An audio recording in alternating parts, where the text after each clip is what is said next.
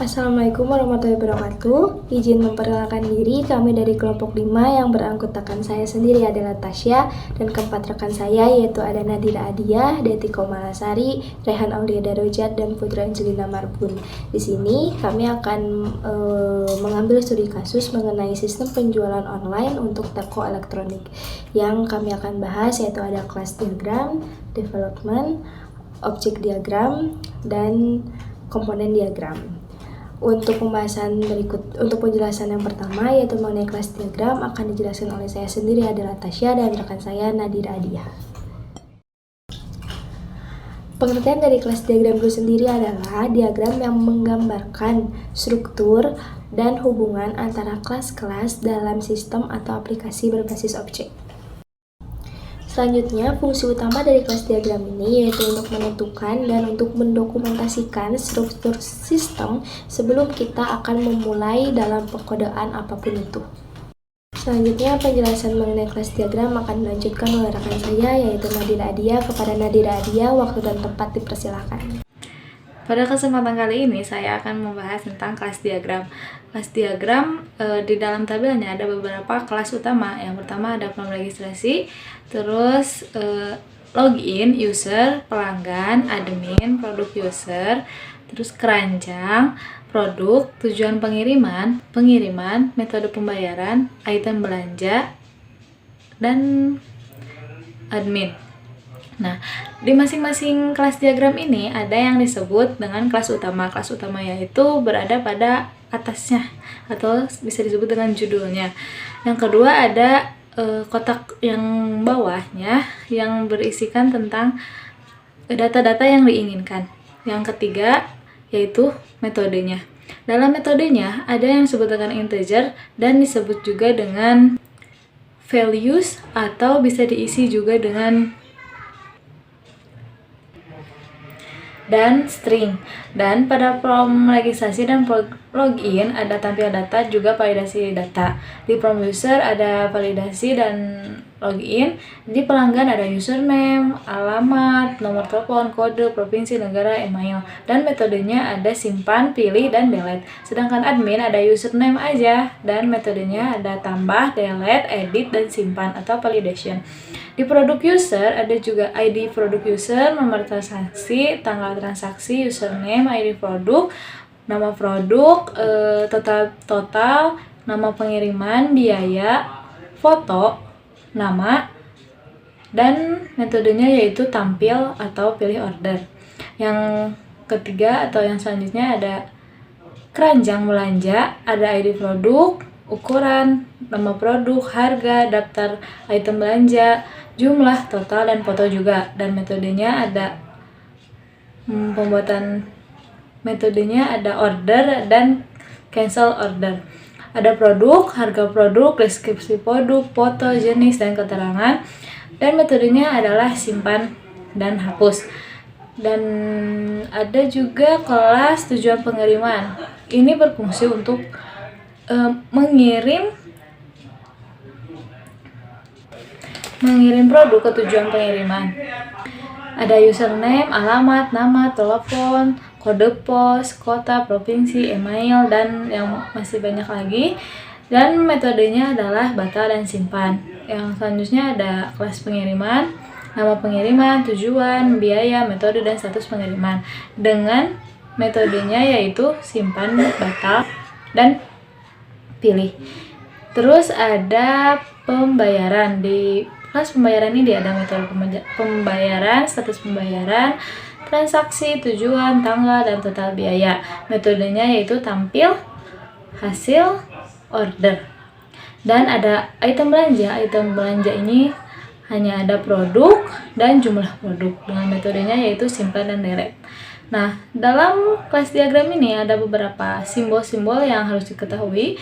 Yang pertama adalah simbol angka. Angka 1 ini berfungsi atau bermakna tentang sebagai utamanya atau data utama. Nah, yang 0 bintang itu sebagai menghasilkannya atau anak-anaknya gitu. Setelah itu, sekian. Mohon maaf bila ada kesalahan. Saya serahkan lagi kepada moderator. Terima kasih kepada Nadira Adia yang sudah menjelaskan kelas diagram. Selanjutnya, penjelasan mengenai deployment diagram akan dijelaskan oleh rekan saya yaitu Deti Komalasari. Kepada Deti, waktu dan tempat dipersilahkan. Baik, terima kasih atas waktunya kepada rekan saya. Di sini saya akan menjelaskan tentang development diagram. Development diagram adalah diagram yang menggambarkan bagaimana komponen perangkat lunak ditempatkan dan diimplementasikan dalam infrastruktur fisik sistem.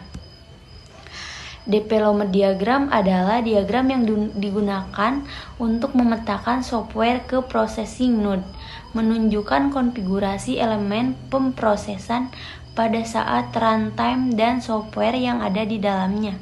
Diagram ini adalah salah satu diagram paling penting dalam tingkat implementasi perangkat lunak dan kadang-kadang ditulis sebelum coding. Development diagram juga digunakan untuk memvisualisasikan hubungan antara software dan hardware. Jadi di dalam diagram ini ada 3 server. Yang pertama server aplikasi, yang di dalamnya itu ada sistem pemesanan online. Yang kedua ada server database-nya, dan ada router internet. Dan yang terakhir ada klien. Di dalam klien ada perangkat mobile. Mungkin hanya itu yang bisa saya jelaskan. Saya kembalikan lagi kepada moderator. Terima kasih. Terima kasih kepada Deti Komalasari yang sudah menjelaskan mengenai deployment diagram. Selanjutnya, penjelasan mengenai objek diagram akan dijelaskan oleh rekan saya yaitu Putri Angelina Marbun. Kepada Putri Angelina, waktu dan tempat dipersilahkan. Baik, terima kasih kepada moderator yang telah memberikan saya kesempatan. Di sini saya ingin menjelaskan yaitu tentang objek diagram. Nah, objek diagram ini digunakan untuk menggambarkan keadaan objek-objek, hubungan antar objek, dan data yang dimiliki oleh objek-objek tersebut pada waktu tertentu. Nah, di sini ada tabel objek diagram. Yang pertama itu ada tabel login. Di dalam tabel login itu terdapat username sama password. Dan setelah itu ada tabel pemilik toko. Nah, si pemilik toko ini harus mengisi ID toko, nama toko, alamat toko, sama nomor telepon. Nah, setelah itu ada tabel pelanggan. Nah, si pelanggan ini harus memasukkan nama pelanggan, alamat pelanggan, sama nomor telepon. Setelah tabel pelanggan terdapat tabel pesanan. Nah, si pelanggan ini harus mengisi pesanannya itu dia harus memilih nama produk, ID produk, harga, jumlah, total, sama pembayaran. Nah, setelah si pelanggan melakukan pemesanan, masuk ke tabel transaksi. Nah, si pelanggan harus memilih metode pembayaran, ID produk, nama pelanggan, total pesanan, sama harga. Nah, setelah itu kembali ke pemilik toko. Nah, pemilik toko ini melakukan pengiriman atau penjadwalan pengiriman barang. Di dalam tabel pengiriman ini terdapat metode pengiriman, tanggal pengiriman, tujuan pengiriman, sama struktur pengiriman. Sekian, saya kembalikan kepada moderator. Terima kasih kepada Putri Angelina yang sudah menjelaskan mengenai objek diagram. Selanjutnya, penjelasan berikutnya yaitu mengenai komponen diagram akan dijelaskan oleh rekan saya yaitu Rehan Aulia Darojat. Kepada Rehan Aulia Darojat, waktu dan tempat kami persilahkan. Terima kasih kepada MC yang sudah memberikan waktunya kepada saya, dan di sini saya akan memberikan penjelasan singkat apa itu komponen diagram. Komponen diagram adalah jenis diagram yang digunakan untuk menggambarkan struktur komponen perangkat lunak dalam sistem atau aplikasi. Diagram ini menunjukkan komponen-komponen utama, interaksi antara komponen-komponen tersebut, serta hubungan dengan lingkungan eksternal. Nah, oke. Di sini ada interface yang bentuknya bulat dari awal tuh membuka aplikasi. Di sini masuk ke dalam kelas autentikasi. Nah, di sini ada subkelasnya login. Lalu di sini ada interface daftar jikalau kita belum daftar dengan subkelas register. Oke. Setelah register beres, biasanya akan balik lagi kepada login. Nah, langsung untuk melihat dan memilih produk itu di dalam interface tuh bulat setelah itu. Oke. Validasi dan penambahan user sebelumnya akan langsung connect ke dalam database. Nah, melihat dan memilih produk selanjutnya akan diarahkan kepada kelas pelanggan. Kelas pelanggan ini akan di dalam subkelasnya akan menambahkan keranjang belanja. Lalu ambil datanya dari mana? Ambil datanya dari produk. Lalu keluar lagi interface checkout untuk mengisi data-data selanjutnya, yaitu tujuan pengiriman. Nah, biasanya ada checkout tuh ada tujuan pengiriman, lalu setelah pengiriman ada antarmuka pembayaran. Nah, di situ yang boleh tuh antarmuka pembayaran, subkelasnya lagi itu ada komponen pembayaran. Oke. Setelah komponen pembayaran, di sini akan ada cek status pengiriman. Apakah barangnya sudah dikirim atau belum, atau sedang dalam perjalanan. Nah, status pengiriman ini ada di dalam kelasnya sistem atau admin. Nah, di sini akan mengambil dari kelasnya sistem atau admin di subkelas pengiriman. Nah, subkelas pengiriman itu bisa ngambil data, cek data belanjaan dari item belanja gitu. Nah, dari mana item belanja dapat datanya? Dapat datanya dari database toko online. Oke, sekarang saya akan simpulkan dari beberapa rekan saya yang telah menjelaskan, yaitu pada pembuatan diagram UML ini membantu dalam memahami struktur, fungsi, dan alur kerja dari sistem penjualan online toko elektronik.